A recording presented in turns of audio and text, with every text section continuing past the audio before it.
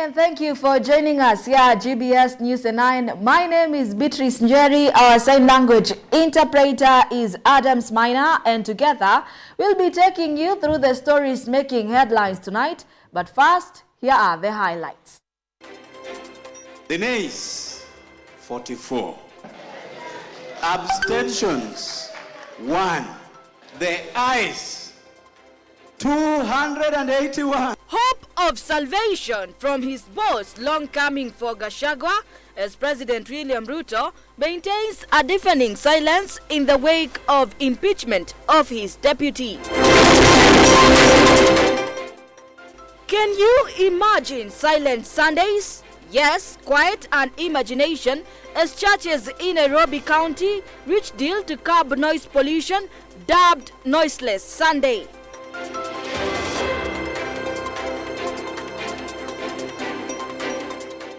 Asking the international community to match their commitment, their pledges, with the necessary action for us to be able to complete the task ahead of us. United for Peace, Kenya and Haiti enhance global support in security mission as leaders urge international community to combat gang violence in Haiti in a diplomatic push. Kenya's rising stars held goalless, struggling to convert their chances in draw against Rwanda in their second match of the CECAFA Under-20 Championships at the KMC Arena in Dar es Salaam.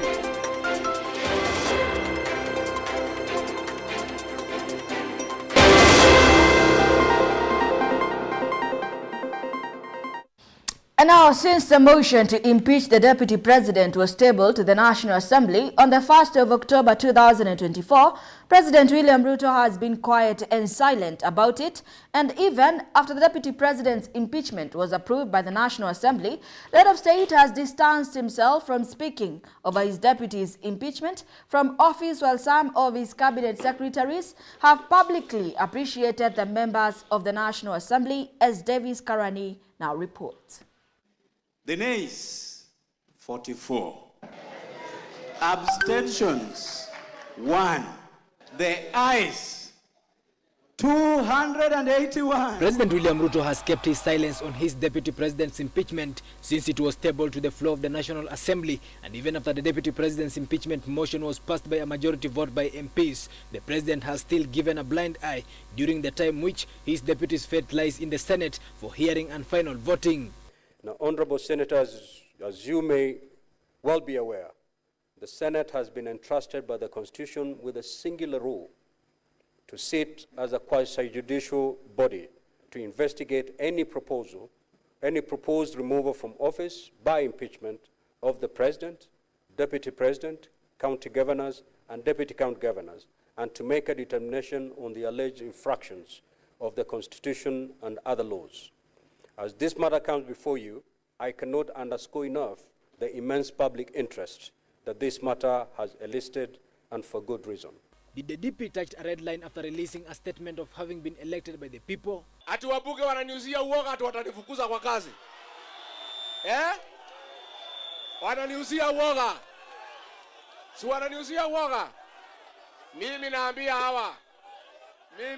hawa. Hii serikali tulipata na shida mingi sana. Na ile chama yetu ya UDA iko na president na deputy president. Na sisi tulichaguliwa tikiti moja. Mimi hapana, rais alinipatia kazi, ni nyinyi. Si ndio? Ni nyinyi ama si nyinyi?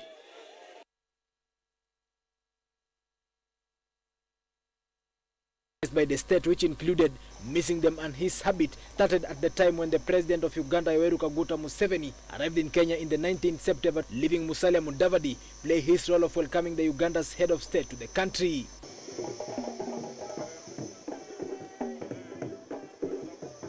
The DP also started missing to escort and welcome back President William Ruto whenever he left and came back to the country, and his utterances of having been elected by the people of Kenya are believed to have fueled the already burning fire between the two leaders, making the president speak indirectly to his deputy through his cabinet ministers after Ali Hassan Joho and Aden Duale appreciated the MPs for supporting the motion to impeach the deputy president. Wajumbe wa Pwani walikuwa ngangari. Nimewasikia kule bunge mkinguruma. Mimi nafurahi kama mlishikana kama wote. For the first time, kura za Pwani zilielekea mwelekeo mmoja 100%. So waambie kwa niaba yetu sisi tunasema asante. Asante for the unity. Asante for standing together. Whatever it is, ule uamuzi mlifanya, sisi tuko nyuma yenu. Gachagwa's fate lies in the Senate, in which the evidences on the charges raised against the DP will be brought to the floor of the House next week on Wednesday and Thursday, and voting done on the same fateful day. Will the DP survive the sharp sword of impeachment facing him as his boss maintains silence on it? It is a matter that will be determined on Thursday, when the senators will be voting either to eject the DP or retain him in the office. Davis Karani, GBS News, Nairobi. The Court of Appeal has overturned the 67-year jail sentences previously handed down to Sirisia Member of Parliament John Waluke and his former business partner Grace Wakungu. The ruling announced today comes after the duo was convicted in 2020 for fraudulently obtaining 313 million from the National Cereals and Produce Board in connection with the maize supply deal that allegedly never took place. The appellate judges, Justices Patrick Kiage and Asike Makandia, found that the initial trial court had inadequately analyzed the evidence against Waluke and Wakungu, stating that the appellants had made a compelling case for their appeal. Their defense argued that the payments in question stemmed from an arbitration ruling rather than a procurement award, emphasizing that a fraudulent acquisition cannot arise from an unchallenged court order. The court also highlighted inconsistencies in prosecution's case, which failed to clearly distinguish between legitimate funds and those allegedly tied to corrupt activities. In response to the decision, the Director of Public Prosecutions has indicated plans to appeal, aiming to reinstate the original penalties and continue the fight against corruption in Kenya's political landscape.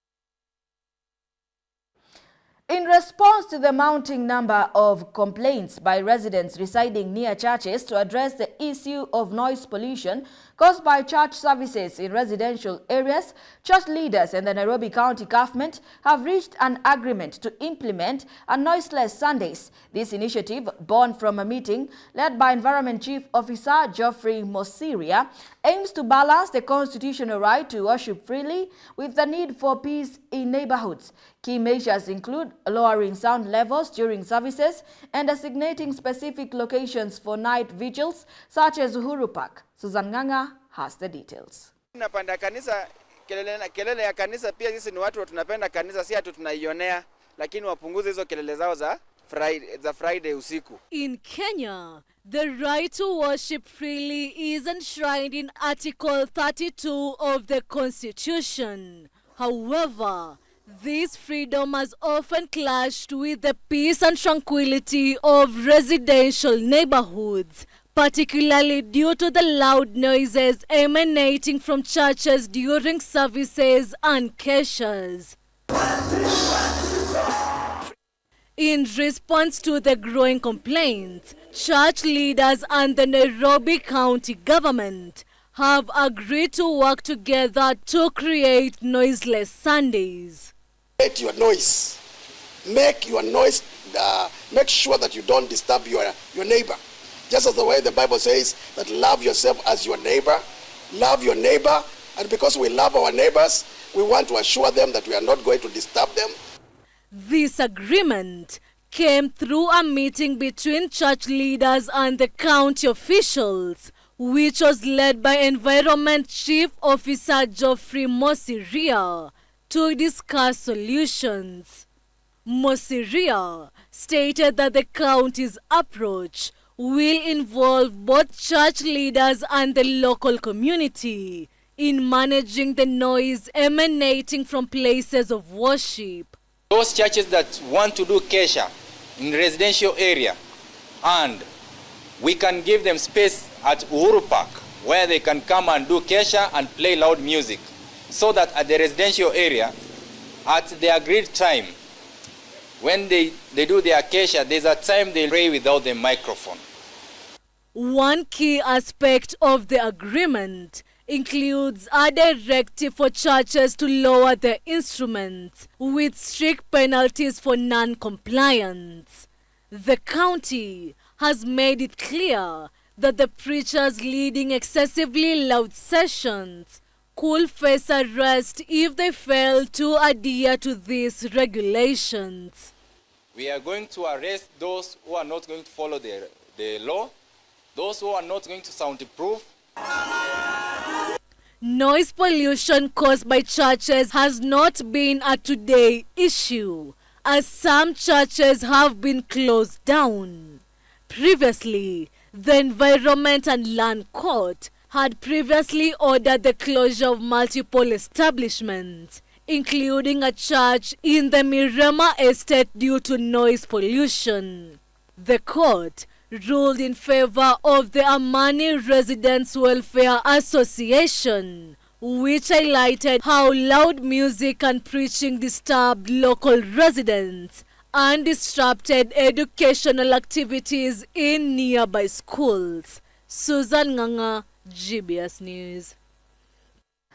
In a press address today at the National Technical Training College in Meru, Education Cabinet Secretary Julius Ogamba addressed growing concerns of a perceived cash crunch within the Ministry of Education, dismissing reports that some secondary schools had not received their allocated funding. Ogamba reassured stakeholders that financial support had been disbursed as planned. He highlighted the government's significant progress in constructing 16,000 classrooms for grade 9 students, achieving 68% of the target, and emphasized the timely release of capitation funds just ahead of the school year. Here is more on the same. Education Cabinet Secretary Julius Ogamba has dismissed concerns about a cash crunch within the Ministry of Education today. He clarified that the funding for secondary schools has already been allocated, addressing reports that some institutions had not received their financial support. Ogamba spoke at an event focused on enhancing technical education at the National Technical Training College in Meru, where he highlighted the government's ongoing construction efforts. Capitation was actually released, I think 2 days before time, or just on time for the students. I haven't seen the circular that you are talking about, but I've seen something in the news, in the papers, that there is an issue relating to finances, and I want to assure the country that as far as the ministry is concerned, the funds were released, and we're going to find out what is the discrepancy that they are talking about, and if there is a discrepancy, we'll be able to address it. The Cabinet Secretary noted that the government has made significant progress in constructing 16,000 classrooms for grade 9 students, achieving 68% of the target. Ogamba emphasized that funding from the World Bank is being used to build 12,000 classrooms with various stages of construction already underway.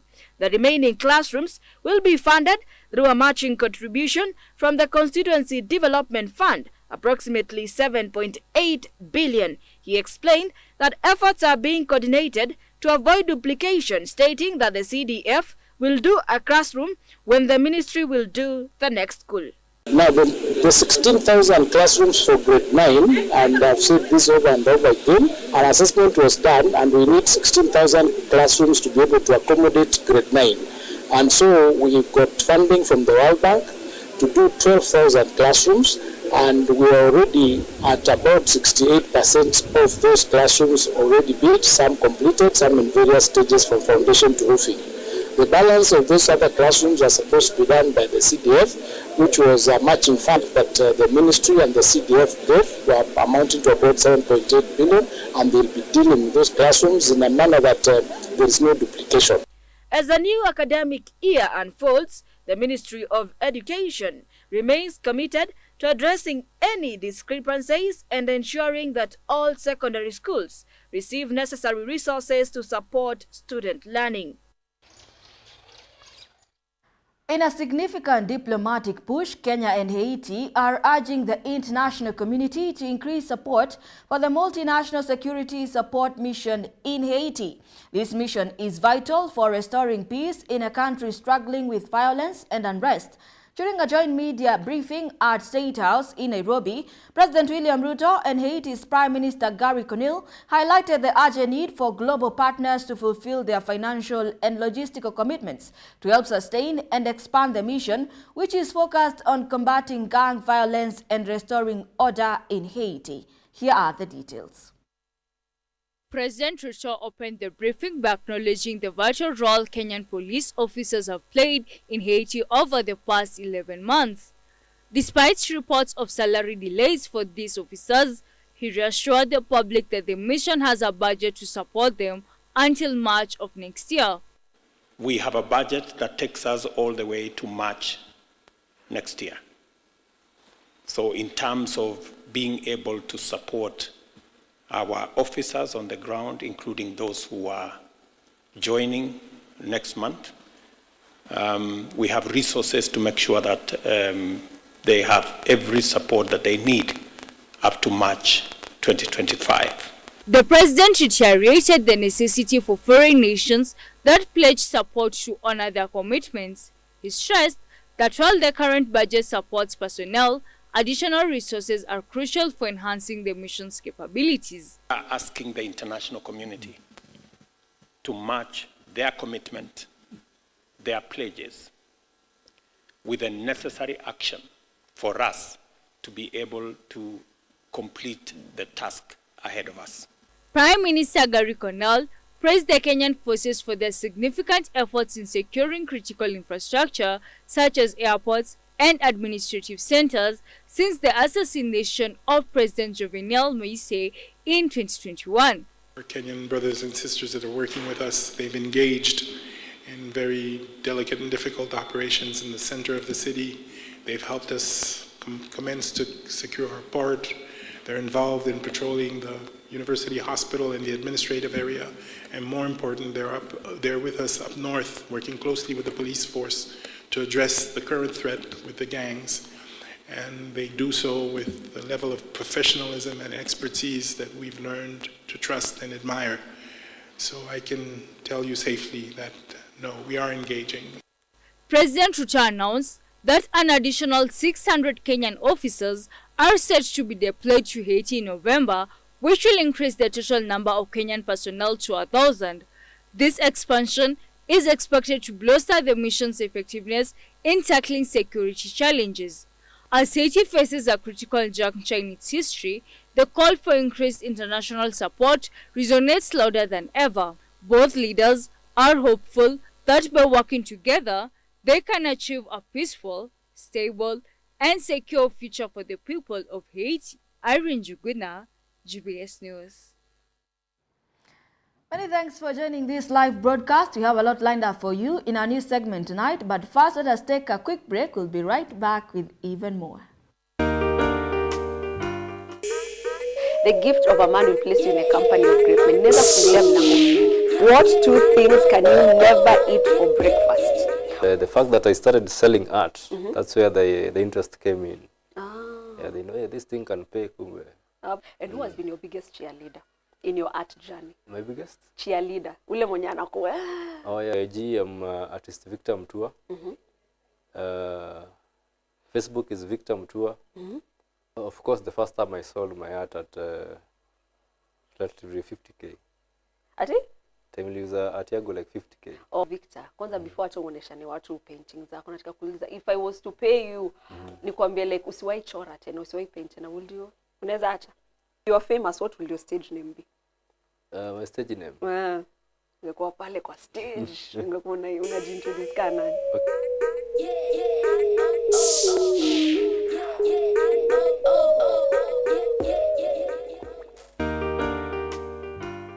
Hello, my name is Nyabio.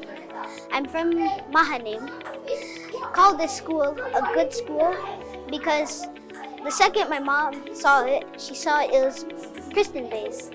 And when I see Christian-based, that's what the character my mother wants from me. And I like the sports that we play for PE. Like sometimes we play table tennis, we can play football, we match, and on Fridays we have games. And we verse the teachers in football. And this is why I think the school is the best school your children can go to.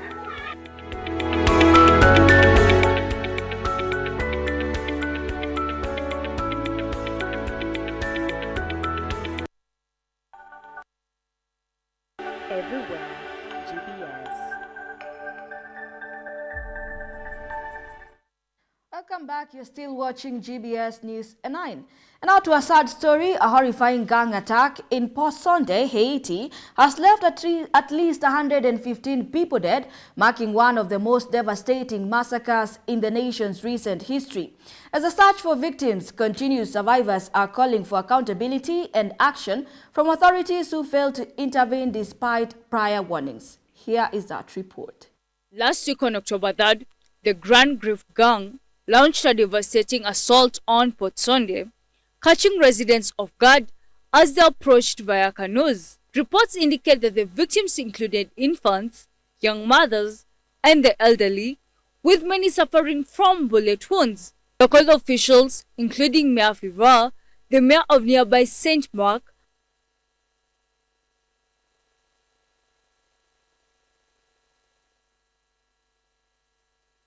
We are updating the number of dead every day. So far, we have recovered 115 bodies.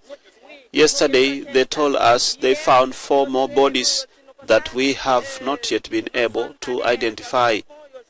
We are looking to identify them so we can add them to the list we have.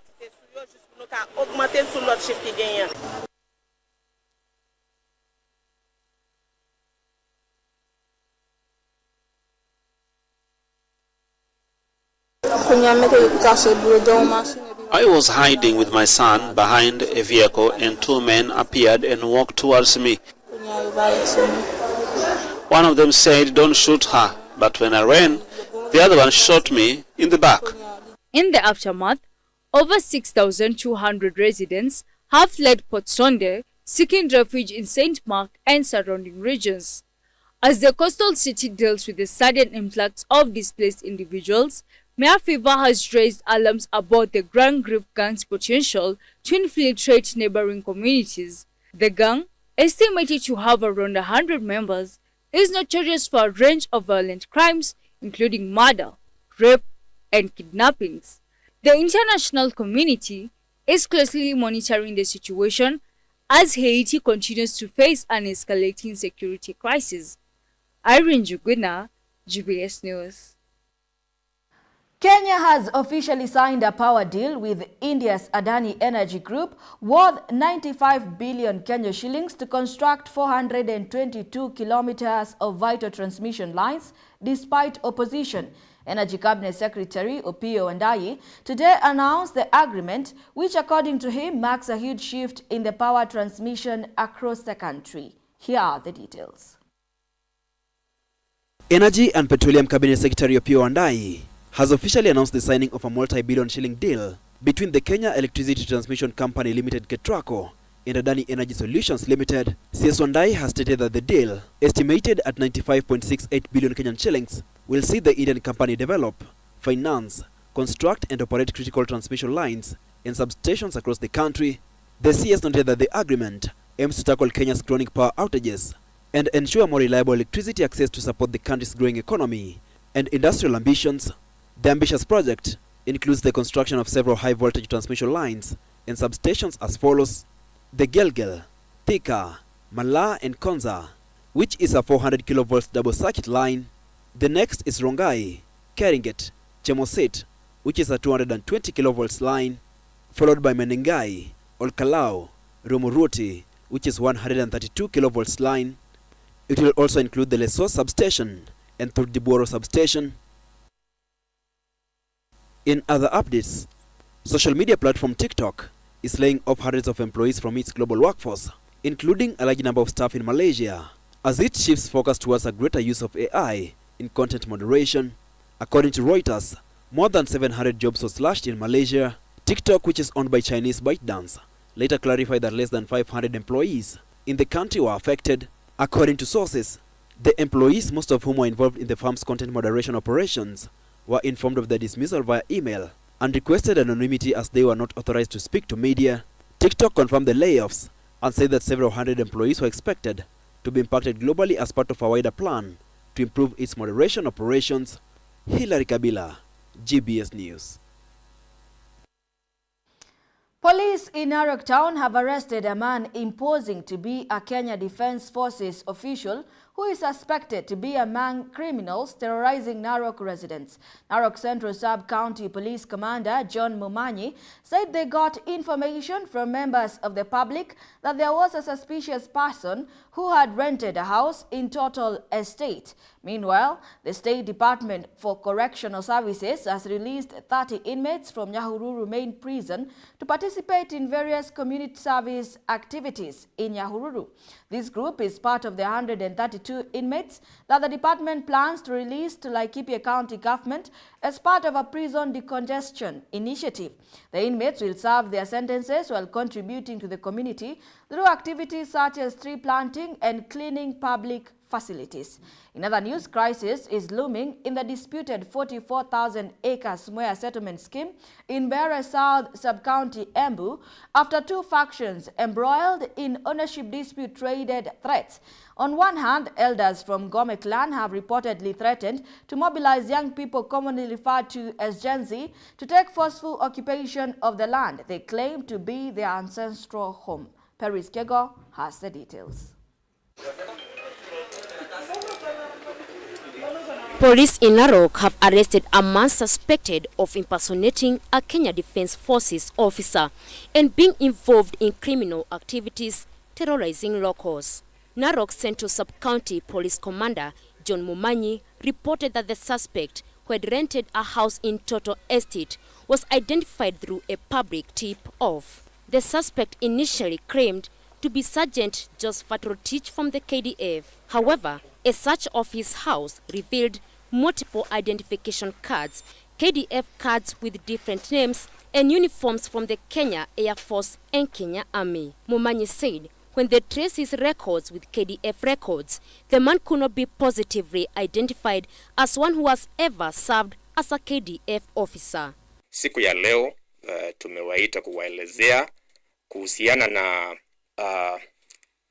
kazi ambayo officers wetu walifanya usiku wa kuamkia jana, ambapo members of the public waliweza kutupatia information kuhusu a suspicious character ambaye walikuwa wame notice, ambaye mienendo yake ilikuwa inaonekana ni kwamba walikuwa wanamshuku. At the time of arrest, the suspect was living with a woman who revealed to the police that the man used to go to undisclosed places of work at night hours and spent his whole day sleeping in the house. He thanked the members of the public for giving the crucial information that led to the arrest of the suspect and called on landlords in the town to take note of the people who rent their premises. Meanwhile, the State Department of Correctional Services has released 30 inmates from Nyahururu Main Prison for community services activities in Nyahururu as part of a prison decongestion initiative. The release is part of the plan to transition 132 inmates to the Laikipia County government for services like tree planting and cleaning public facilities. Principal Secretary Dr. Salome Beko stated that the department, in collaboration with the county governments, is using community services orders to reduce overcrowding while allowing inmates to serve the community. Today we have decongested the prisons and released at least 30 out of the bigger group of 132 inmates that we are releasing to the county government to work in the tree planting area, to clean markets, to clean toilets, to paint, to do a lot of work so that they serve the community as they serve their sentences outside in a whole of government approach, with the national government working with the county government. The PS further noted these people will be released to the county governments, and the county government will assign them duties to work in schools and hospitals. During the tour in Laikipia County, the PS noted they are also inspecting the infrastructure in the prison, Rumuti, Nyahururu Men and Women Prison, and see what the department can do in collaboration with Laikipia County government. In others news, a crisis is unfolding at the 44-acre Moya Settlement scheme in Bere, South Embu, as two factions involved in a land ownership disputes issue threats. Elders from the Gome clan have warned they will mobilize youth, known as Gen Z, to forcibly occupy the land on October 17, claiming it as their ancestral home and stating they hold the title deeds. However, current occupants who have lived on the land for decades have vowed to resist any eviction attempts, insisting they will not relinquish their homes. The communities are said to be arming themselves in light of the looming invasion, claiming it has been their home since time immemorial. Speaking during a charged public baraza at Makema town that was also attended by area MCA Philip Zangi and his counterpart from Mwea, Job Itimo, the residents said they were tired of being treated as squatters in their own land.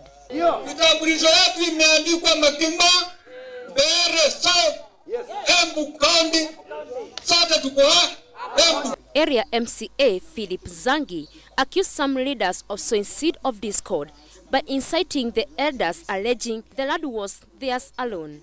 I request you to be ready to take personal responsibility. Kama kuna nyumba ya mtu itachomwa, wanaela nikataka ngwatie. Ama kuna mtu ataumizwa na mwingine. Because you have come up openly to show that you are leading people to come and cause chaos in Makema. Please be prepared to take personal responsibility. He called on security agencies to investigate and take action against the planners of the planned takeover to avert bloodshed. His Moya counterpart Job Itimo appealed to both national and county government to sort out the dispute that has lingered for decades once and for all. Paris Kigo, GBS News. Do keep your comments coming in through our SMS line 21144 and GBS TV Africa on all our social media handles. That report brings us to our international news, but first let us take a quick commercial break. Leo tuko hapa kuchemsha mambo. Yeah, we want to talk about things that youths do, things that are led by youths, things that are there to help the youth. The major mission for OIY is we want to be an umbrella organization for the voice of the African youth. Okay. That's why we bear the name African. Africa. Yeah, so we want to bear the voices of young people and walk with them the journey of life. It doesn't matter if you have education background or you don't have. They just let you know and understand and feel proud of yourself. You can do this. This is what you want, go for it, do it. Okay. We've seen that there has been a challenge of teenage mothers coming back to the society. Is it going back to school, going back to work? Okay. So I can say that maybe the society is, we do not have the best environment to integrate or take back some of even the teenage mothers. Wow. So becoming a manager, it's something that someone can be. If you can just create something and out of it you make it beautiful. Going alone, I'll go nowhere, but going together will go so far. In everything that you're doing, just ensure you're consistent. Yeah, because consistent beats hard work. Huh? Every day is a day to watch the youth hub.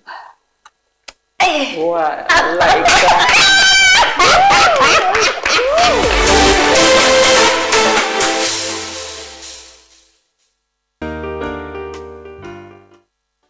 So through the four gospel books, Matthew, Mark, and Luke, John, we can know the heart of Jesus in depth. 그리고 우리가 느끼는 그 예수님을 성경을 통해 느낄 수 있어서 너무 감사합니다. And the Jesus that we can feel him through the scriptures, and I'm very thankful about that. Jesus Christ came to this earth for our sins. 지셨고, he carried our sins. 십자가에 못 박혀 주고 죄의 형벌을 당하셨고, and he was crucified, and he received the punishment for sins. 무덤에 들어가셨다가, and he was put into the tomb. 사흘 만에 부활하셨습니다. and resurrected in 3 days. 이것이 우리가 말하는 복음입니다. This is the gospel that we speak. 예수님께 우리 죄를 위해 죽으신 이야기. About how Jesus died for our sins. The purpose of Jesus being 우리 crucified. 죄를 담당하기 위하여 십자가에 못 박혀 죽으셨습니다. He was crucified to pay for our sins. 예수 십자가에 못 박혀 죽으심으로 우리 죄가 분명히 씻어졌는데 And through Jesus being crucified, clearly our sins have been washed clean. 참 안타깝게도 많은 사람은 여전히 죄인이라고 말합니다. However, unfortunately, many people still say that they are sinners.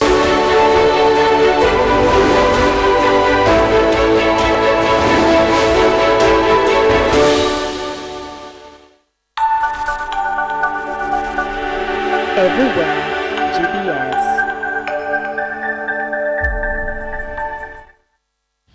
Welcome back to the broadcast, and now to matters international news.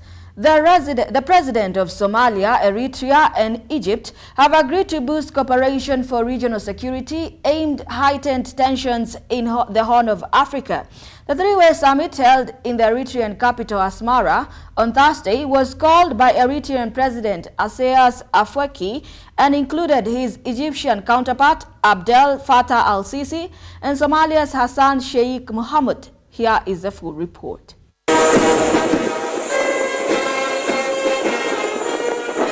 The presidents of Egypt, Eritrea and Somalia agreed on Thursday to boost cooperation for the Somalia army to confront terrorism and protect its land and sea borders.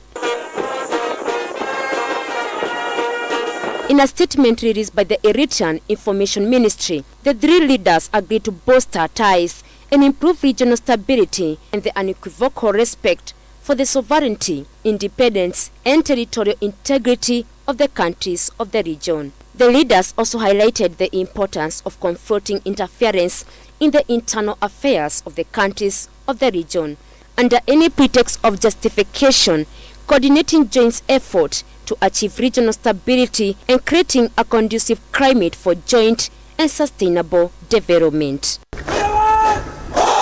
Regarding the security situation in Somalia, whose army is currently fighting against the Al-Shabaab armed group, the leaders agreed to deepen cooperation to confront terrorism in all its forms, protect its land and sea borders, and maintain its territorial integrity.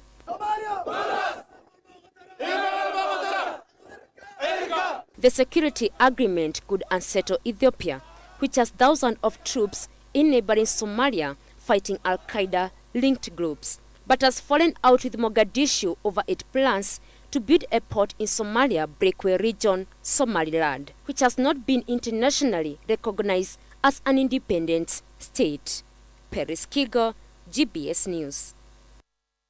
In a stark reminder of the devastating impact of conflict on the youngest and most vulnerable, UNICEF's Sheldon Yett has highlighted the dire situation facing children in Sudan amidst ongoing violence. As the war continues, schools and health facilities are under threat, leaving children as the primary victims of a conflict they did not initiate. Here are the details. In an interview from Sudan, UNICEF representative Sheldon Yett painted a grim picture of the humanitarian crisis affecting children as armed violence escalates. The fighting in Darfur is ferocious, intense, and affecting children in every corner of the Darfurs and, in fact, every corner of the country. Since April or so, we've had some 150 children at least killed. There are many, many, many injured. The conflict, which erupted in April 2023, has resulted in widespread violence and displacement, severely impacting access to education and healthcare.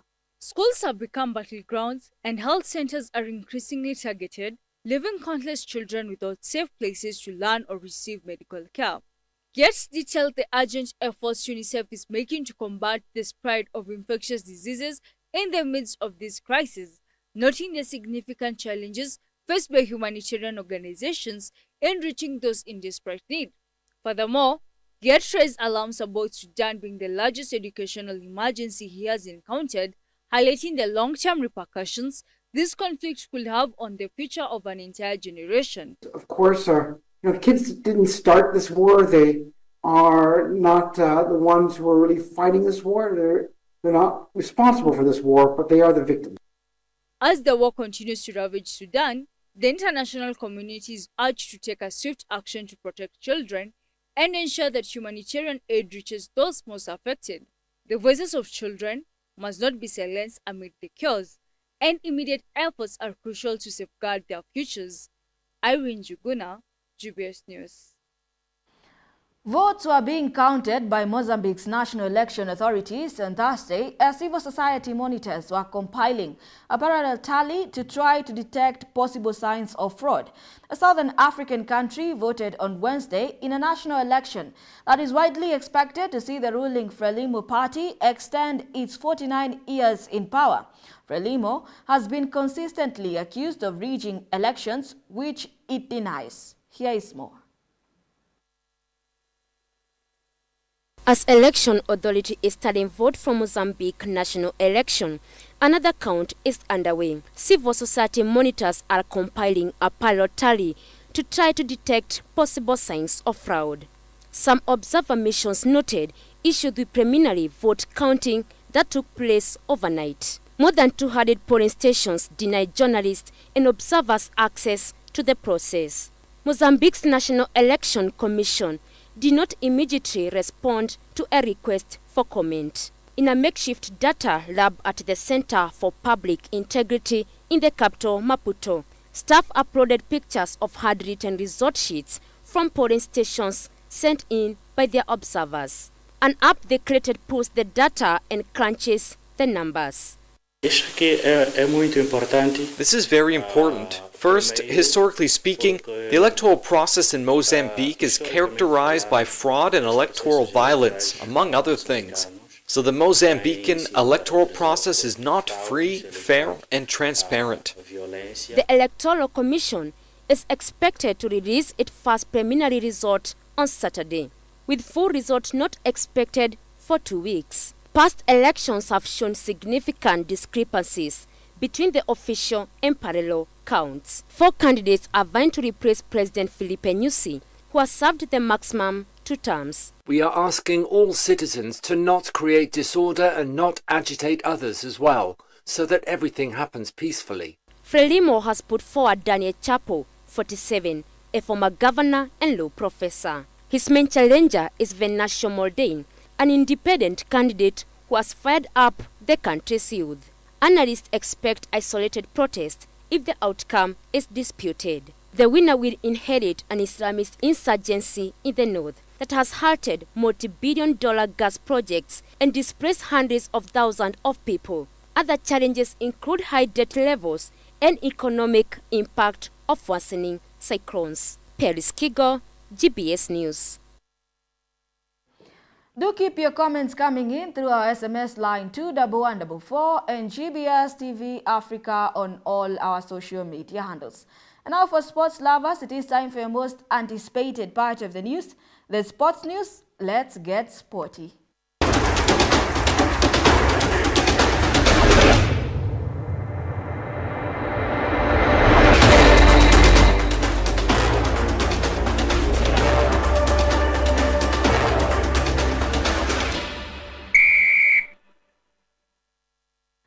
Kenya's rising stars struggled to convert their chances in a frustrating goalless draw against Rwanda during their second match of the CECAFA Under-20 Championship at the KMC Arena in Dar es Salaam. Coach Salim Babu fielded the same lineup that won against Tanzania, and the team started strong, with William Mwangi testing the Rwandan goalkeeper and the other players like Hassan Beja also making attempts. Despite dominating possession, both teams missed key opportunities, including a near goal from Rwanda that required a spectacular save from Kenya's Ibrahim Wanzala. Substitute Delphine Ezekiel also failed to score from close range. Ultimately, the match ended 0-0, leaving Kenya in second place in Group A with 4 points, where Rwanda stayed fourth with just 1 point from 2 matches. Mpira umekwenda nje, inakuwa ni faida kwa Wanyarwanda. Yuko pale Ren Uineza. Kontrol ya Wakenya wakati huu. Nasema tucheze huko huko, ameupeleka mpira mbele tena.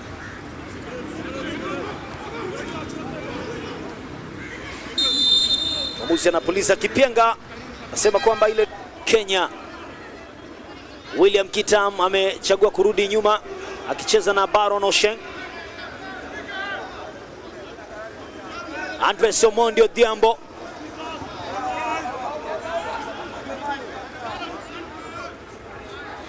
amedhibitiwa asiweze kucheza mpira ule kwa utulivu. Kwa inaelekezwa katika eneo ambalo pia bado liliendelea kuwa hatari dhidi ya Kenya. Ilikutwa kwenye njia. The Harambee Stars will face South Sudan in the qualifiers for the 2024 Total Energies African Nations Championship.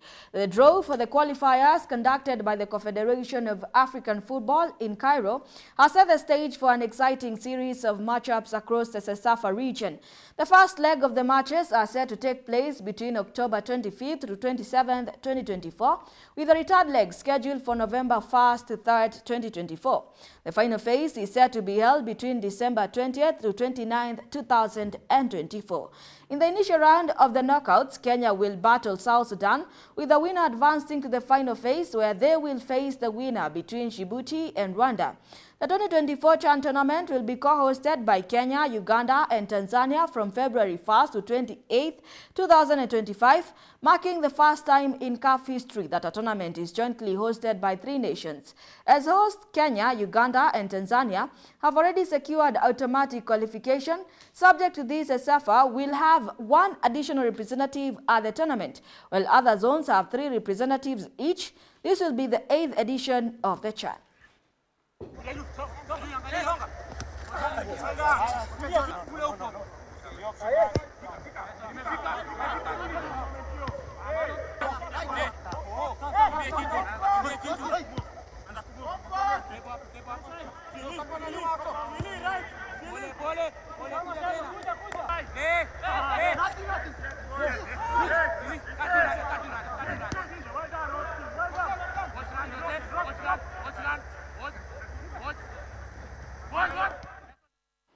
Nairobi City Thunder head coach Brad Ibis is pleased with their preparations ahead of the Basketball Africa League qualifiers set to be held from October 15th to 20th in Dar es Salaam, Tanzania.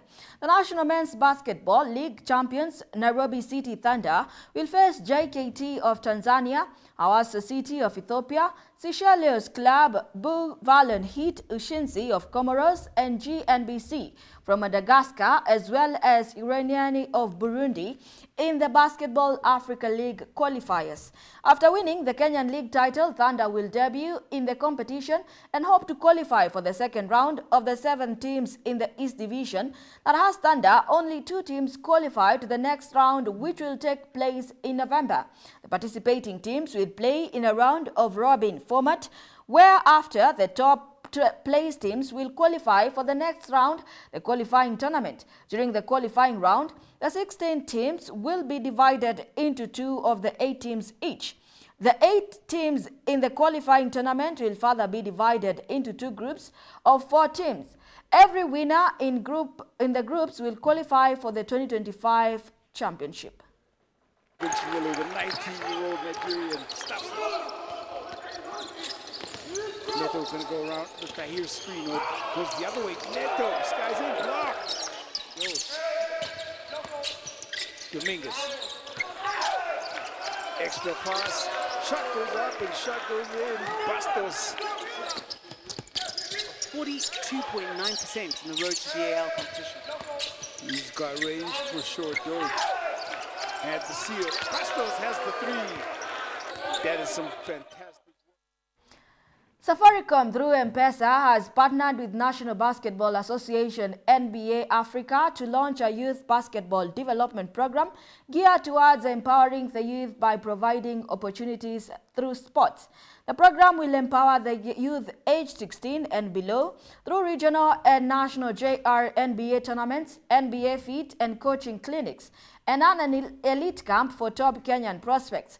Through the collaboration, NBA Africa and M-Pesa will host 4 regional JR NBA tournaments across Kenya, culminating with an 8-team national championship.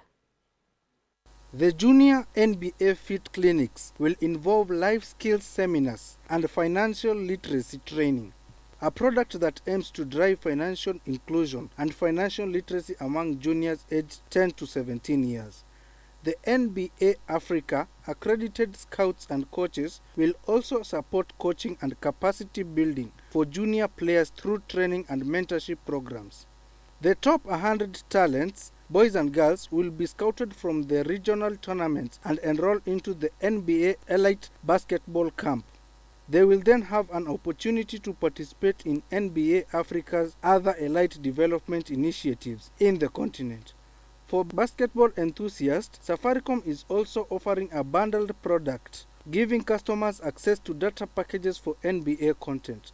Customers will have access to daily, weekly, and monthly offers, giving access to all premium NBA live games, allowing them to watch condensed games and have customizable NBA products, game angles, and statistics. The collaboration marks the league's most expansive youth development program in East Africa to date and makes Safaricom an official partner of the Junior NBA in Kenya. Reporting for GBS TV, I am John Kinyanjui.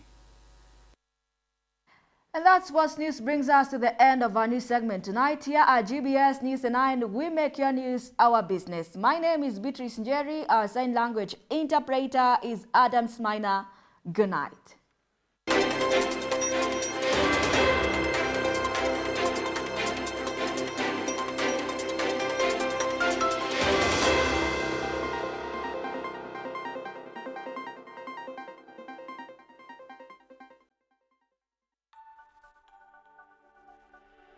Everywhere, GBS.